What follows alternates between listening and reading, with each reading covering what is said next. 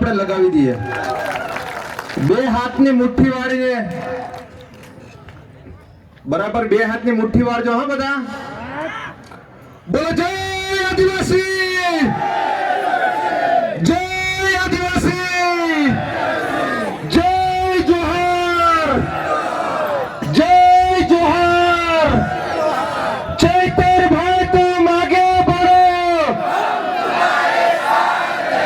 ચૈતર ભાઈ તું આગે बढ़ो. અહીંયા ગાડી આપણા દિલ્હીથી પધારેલ અને જેઓ બે ટર્મ સુધી સતત મિનિસ્ટર બની ચૂકેલા છે અને હાલ પણ ધારાસભ્ય શ્રી છે એવા અખિલેશભાઈ શ્રીનો અમે અહીંયા ડેડિયાપાડા અને તમામ ગુજરાતની ટીમ તરફથી તમે દિલ્હીથી અહીં અમારા આંગણે પધાર્યા છો એ બદલ ચૈતરભાઈની તમામ ટીમ તરફથી આપણે એમનું જોરદાર તાળીઓના ગણગણાટથી એમનું સ્વાગત કરી લઈએ.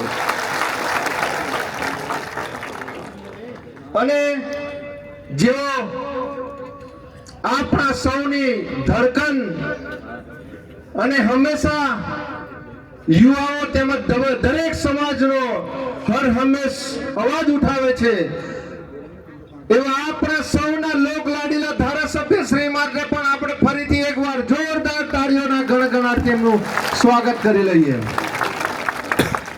અહીંયા ગાડી આમ આદમી પાર્ટીની તમામ ટીમ, આજુબાજુ ગામથી પધારેલ અમારા તમામ ગામના સરપંચશ્રીઓ, ગામના માજી સરપંચશ્રીઓ, ચૂંટાયેલા ગ્રામ પંચાયતના સભ્યશ્રીઓ અને ગામના વડીલશ્રીઓ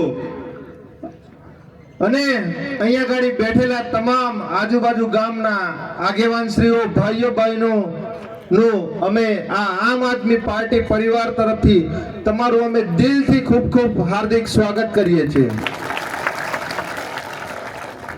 મિત્રો, આજે કેટલા દિવસથી આપણે જોઈ રહ્યા છે અહીંયા ગાડી એક છેલ્લા 30-35 વર્ષથી જે ચૂંટાઈને આવે છે અને જે નારંગી કલરની જે શિયાળ છે, શિયાળ જેને આપણે કહીએ, એ શિયાળ જેવી ગામના સીમાડે જઈને કેવી ભોંકે છે એવી શિયાળ હમણાં તમામ વિસ્તારોમાં જઈ અને આપણા ચૈતરભાઈના જ ગુણગાન ગાય છે અને એમને લુખ્ખા તત્વો જેવા અલગ અલગ શબ્દોથી એમના ગુણગાન ગાય છે.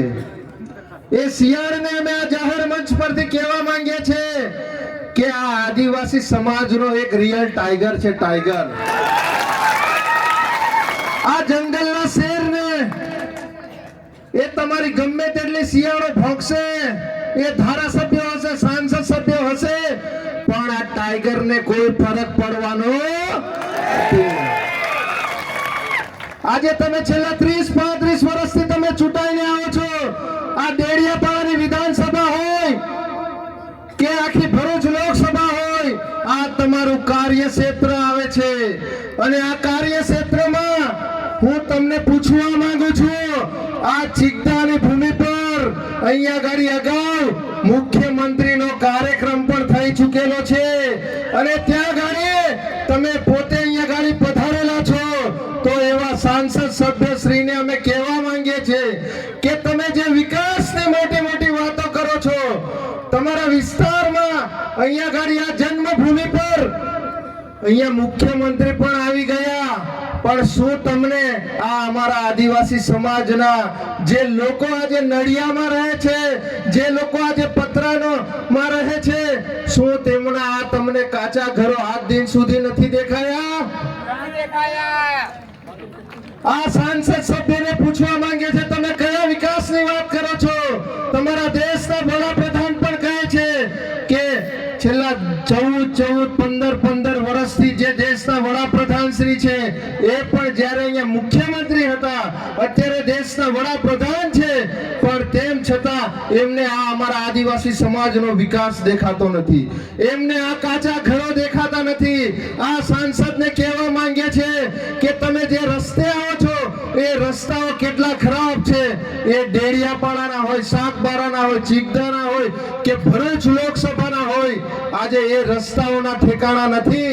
તમારે વાત કરવી હોય તો એ રોડ રસ્તાની વાત કરો, તમારે વાત કરવી હોય શિક્ષણ પર વાત કરો.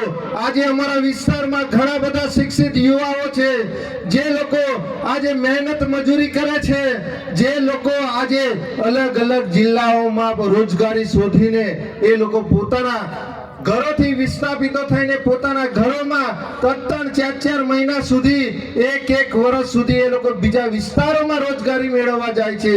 તો આ સાંસદ સભ્યને અમે કહેવા માંગીએ છીએ કે તમે જે વિસ્તારમાંથી ચૂંટાઈને આવો છો, આજે તે વિસ્તારમાં એશિયાની ફર્સ્ટ નંબરની જીઆઈડીસી છે. આજે એશિયાની ફર્સ્ટ નંબરની જીઆઈડીસી માંથી આ તમારા મત વિસ્તારમાં આવતા કેટલા ગામડાઓમાં કેટલા યુવાઓને રોજગારી આપી. અમે આ જાહેર મંચ પરથી તમને કહેવા માંગીએ છીએ, આજે ત્યાં ગાડી આજે યુપીના આજે અલગ અલગ રાજ્યોના આજે જે લોકો ત્યાં ગાડી નોકરીઓ કરે છે, આજે તે લોકોનો 1.5-2 લાખ રૂપિયા આજે પગાર છે. પણ આજે અમારા વિસ્તારના જે સ્થાનિક યુવાઓ છે એમને તમે 10, 15 કે 20 હજારની એક આ જીઆઈડીસી માં નોકરી નથી આપી શકતા. તો તમે કયા વિકાસની વાત